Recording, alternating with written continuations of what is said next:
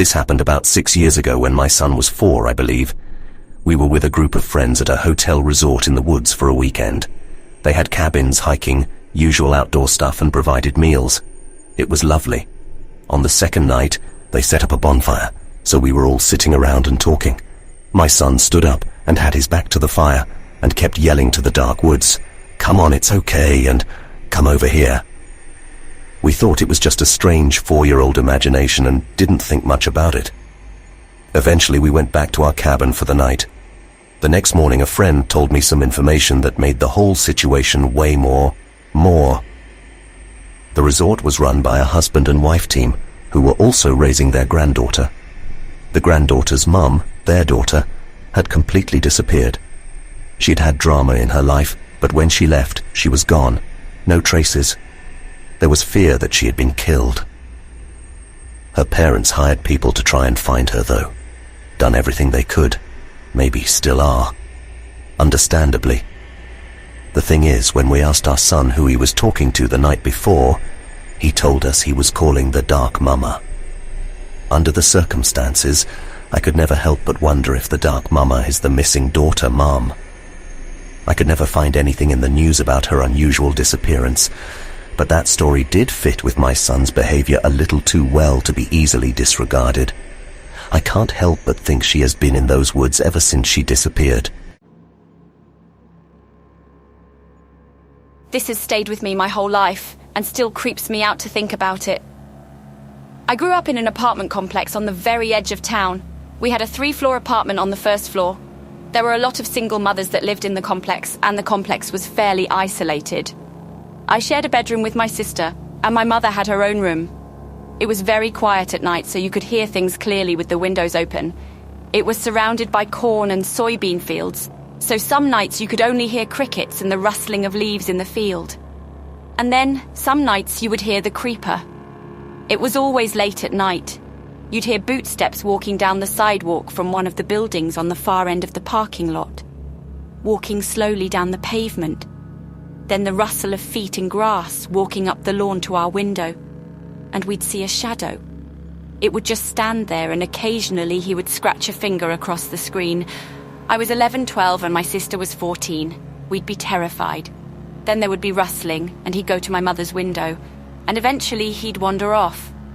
We tried switching rooms, and he'd know which rooms were the new ones. We called the police, notified management, but the response was pretty minimal, and we knew who it was. There was a guy who lived in one of the nearby windows who was always washing his car and would just stare at the young girls and women while he worked on his car. He always worked shirtless and wore cowboy boots, and he was so creepy looking. He'd literally wear only a Speedo and his boots, and he did not have the body for it. I'd be skateboarding and he'd just watch me in the most predatory fashion. He scared the hell out of me. This went on for years. And we found out other women and girls were being visited. He never went to an apartment where there was a grown man or even an older boy living. Only single mums and their daughters. When I hit my teen years, I wanted to go out with a bat, but my mother wouldn't let me. He eventually moved away and it stopped. I always wonder if it ever escalated with him and he actually physically harmed someone. To this day, I can't watch movies where a woman is pursued by a silent killer. There was something about the predatory silence of it all that was petrifying. I once had an ex-friend ask me, "What is the scariest encounter that you've ever had?" It's funny, when he asked me this, his dog, Lexi, was frantically licking my hand. Lexi absolutely loved me, and it wasn't just because I secretly fed her delicious dog treats. Dogs are pure souls, and one is even part of my story. Dogs really see into people's true nature. So anyway, I wiped the remaining chocolate off my hand and began to tell him the terrifying yet true tale. It all happened during my freshman year of college. I found myself driving through the deep south on a road trip I made to see my girlfriend Stephanie, who attended school in Alabama. The thought of surprising her and hooking up filled my heart with adventure. My parents weren't about to buy me another car, so I had to borrow my roommate's. I was so excited about the trip that I forgot to charge my cell phone. My phone died halfway into the impromptu road trip. I was slightly worried about not having a working phone, but I thought it was probably for the best. I wouldn't have to answer any calls from my roommate, and I could easily follow the road map I had. At least that's what I thought. Unfortunately, it was just after 1 a.m. on a chilly late fall night, and due to some bad road signs, I ended up taking an incorrect exit. I found myself in an almost pitch-black, run-down neighborhood with a flat tire. A single lamppost illuminated a house with a backyard full of something terrifying.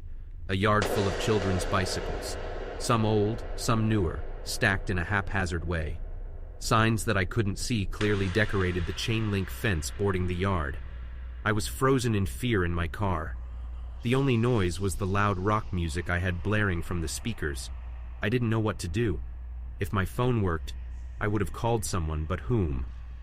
As I debated this question, I noticed the front door to a house closer to me open. Out stepped a haunting vision, an elderly woman in a soiled-looking nightgown with wild, silvery hair. Her icy gaze locked onto mine. She picked up a broom next to her door and made her way towards me. One of her hands shakily raised to point a spell at me while her mouth opens partially on a half-drooping face. I could just barely hear her start to speak an alien language. Suddenly I saw the chained fence rattle and a Doberman leapt across the street, barking ferociously. It ran towards the witch, distracting her while I gathered myself and sped off to the sounds of screams. I eventually was able to change the tire and made it Stephanie's, who was thankful I came to see her during her grandfather's funeral. Eternally grateful to an angel dog that made it all possible.